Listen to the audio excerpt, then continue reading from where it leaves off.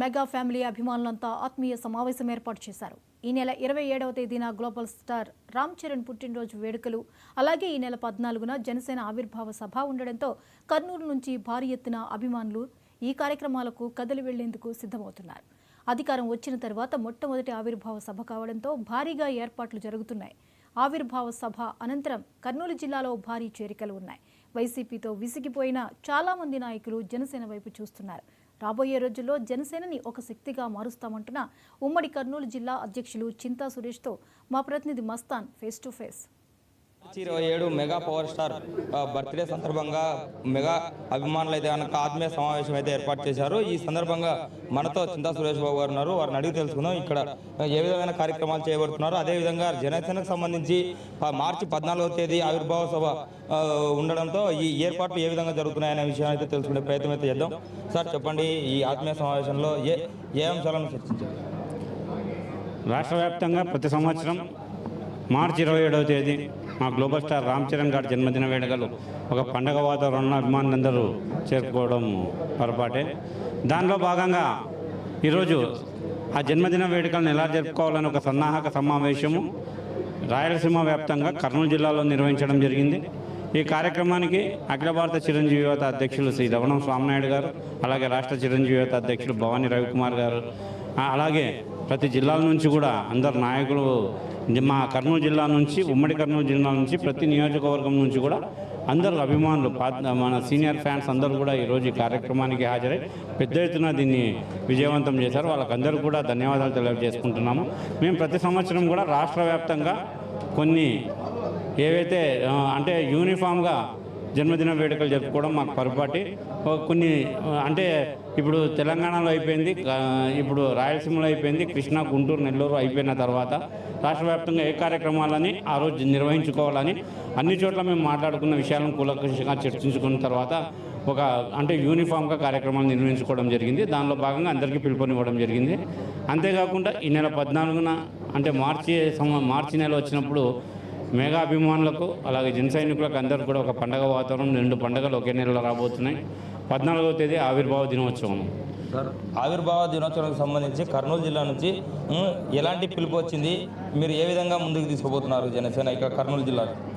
కర్నూలు జిల్లా ఆవిర్భావ దినోత్సవం అన్ని సన్నాహక సమావేశాలు ప్రారంభం కాబోతున్నాయి. అందరినీ కూడా కమిటీలు వేయడం జరిగింది. అందరూ కూడా వాళ్ళ నియోజకవర్గాల్లో, ప్రతి నియోజకవర్గంలో ఒక నలుగురిని కూడా నియోజకవర్గ బాధ్యులుగా అంటే ఈ సమావేశానికి ఎలాగే ప్రతి నియోజకవర్గంలో, ప్రతి మండలం నుంచి కూడా మొబిలైజేషన్ ఎట్లా, వాళ్ళు వెళ్ళడానికి ఎలా వెళ్తున్నారు, వాళ్ళకి అక్కడ పాస్లు అయితే ఏమి, ఇలాంటి అన్నీ కూలంకుషంగా అందరం కూడా చర్చించుకోవడం జరిగింది. నిన్నే పిఠాపురంలో ఒక మీటింగ్ జరిగింది, దాంట్లో కూడా పాల్గొనడం జరిగింది. ఏదైతే మా పార్టీ అధిష్టానం మాకు ఏదైతే గైడ్లైన్స్ ఇచ్చామో దాని ప్రకారం ప్రతి గ్రామం వరకు కూడా జనసేన పార్టీ ప్రతి కార్యకర్త వరకు కూడా ఈ పిఠాపురంకి వెళ్లే దిశగా ఈ కార్యక్రమం రూపొందించబోతుంది. సార్, ఇప్పటికే అధికారంలోకి వచ్చి 9 నెలలు అవుతున్నప్పటికీ ఇంకా పార్టీ ఏ విధంగా డెవలప్ కాలేదు, కర్నూలు జిల్లాలో కొన్ని ఇన్ఛార్జీలు కూడా ఇంకా భర్తీ కాలేదని చెప్పి కూడా చెప్తున్న పరిస్థితులు అయితే ఉన్నాయి.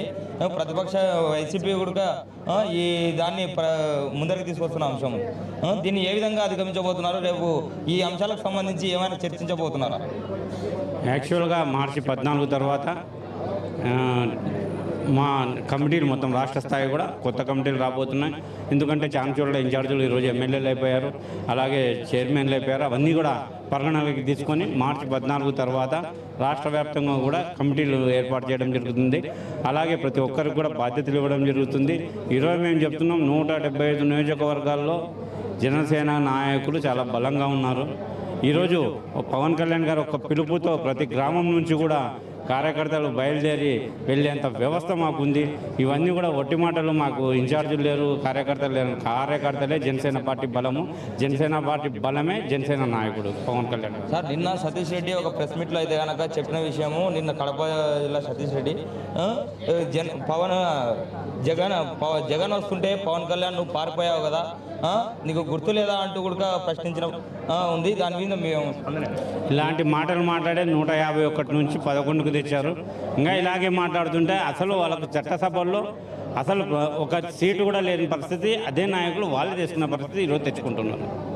అదే ఇక్కడ ప్రస్తుతానికి ఈ మీరు కార్యాచరణ ఏ విధంగా ఉండబోతుంది రాబోయే రోజుల్లో? అది చేరికలు కావచ్చు, అదేవిధంగా వైసీపీ నుంచి కానీ ఇట్లా నుంచి చేరికలు వస్తే కనుక మీరు చేసుకునే పరిస్థితులు ఉన్నాయా? రాబోయే రోజుల్లో ఏం జరగబోతుంది? జనసేన పార్టీలో అంటే సెంట్రల్ ఆఫీస్లో అయితే కానీ మాకు కానీ చాలామంది చేరికకు సిద్ధంగా వైఎస్ఆర్సీపీ పార్టీ నుంచి చేరికకు సిద్ధంగా ఉన్నారు. త్వరలో పెద్ద ఎత్తున చేరికలు కర్నూలు జిల్లాలో కూడా ఉమ్మడి కర్నూలు జిల్లాలో జరగబోతున్నాయి. జనసేన పార్టీ గేట్లు తెరిస్తే వైఎస్ఆర్సీపీ క్లోజ్ కాబోతుంది. అది కూడా మీరు త్వరలో చూస్తారు. ఇప్పుడు మామూలుగా అయితే పారదర్శకతతో పాలన చేస్తాము, రాబోయే రోజుల్లో ఎటువంటి నేర చరిత్ర లేని వాళ్ళనే పార్టీలోకి చేర్చుకుంటూ ఉన్నారు. అలాంటి వారు ఎవరైనా అలాంటి వారు ఉంటే కనుక మీరు ఆహ్వానించే పరిస్థితి ఉన్నారా? పార్టీలో రకరకాల వ్యక్తులు ఉంటారు, కానీ పార్టీ బాధ్యతలు ఇచ్చేటప్పుడు, పార్టీ పదవులు ఇచ్చేటప్పుడు తగిన వ్యక్తిని చూసి ఇవ్వడము పార్టీలకు. ఎందుకంటే ఒక పార్టీలు అంటే లక్షల మంది, దాంట్లో కార్యకర్తలు ఉంటారు, నాయకులు ఉంటారు. అందరినీ కూడా చూసి ఎవరికైతే బాధ్యత ఇస్తున్నారో వాళ్ళని జాగ్రత్తగా బాధ్యతలు ఇచ్చే పరిస్థితి మా జనసేన పార్టీలో ఉంటుంది.